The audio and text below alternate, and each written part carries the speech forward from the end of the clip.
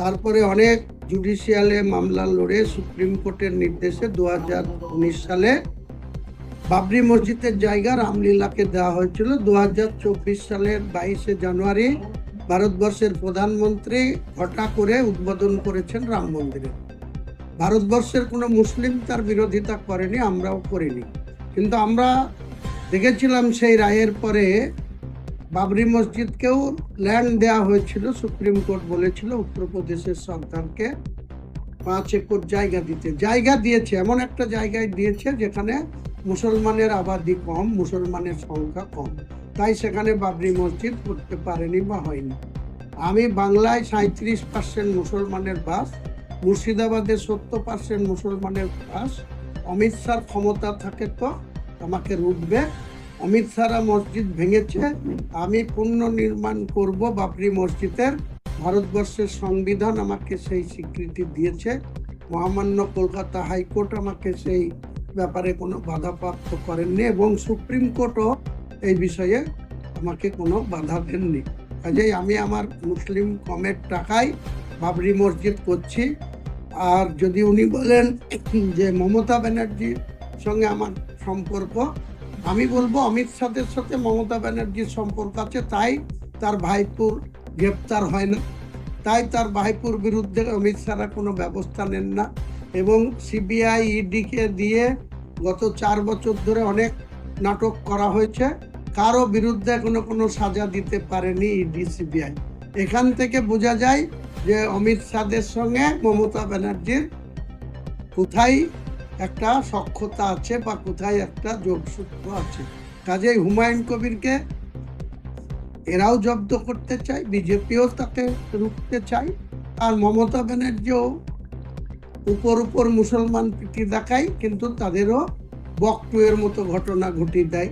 মুসলিম পরিবারদের আগুন দিয়ে ঘরে পুড়তে হয়।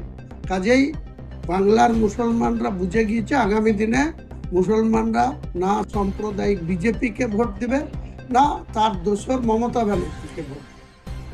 বাংলার মাটিতে বাবরি তৈরি ষড়যন্ত্র রূপে বিজেপি হুমায়ুন কবিরকে পরিকল্পনা ভাবে বাইরে বার করে বাবরি মসজিদ তৈরি করা ষড়যন্ত্র করা হয়েছে, কি বলবেন? হ্যাঁ,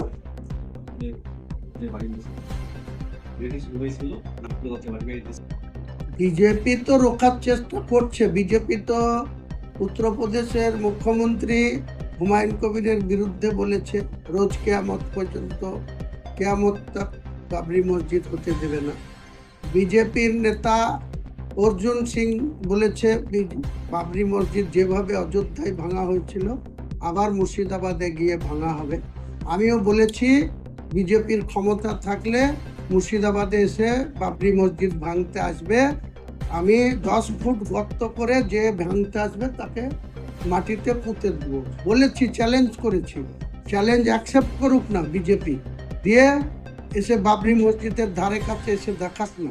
আর সুপ্রিম কোর্ট যখন আইনগত সিদ্ধ করেছে, যখন আইনগত স্বীকৃতি দিয়েছে, সেখানে অমিত শাহকে, যে অমিত শাহ তারও যতটুকু ভারতবর্ষ অধিকার, হুমায়ুন কবিরের বা মুসলমান সম্প্রদায়েরও ভারতবর্ষে একই অধিকার।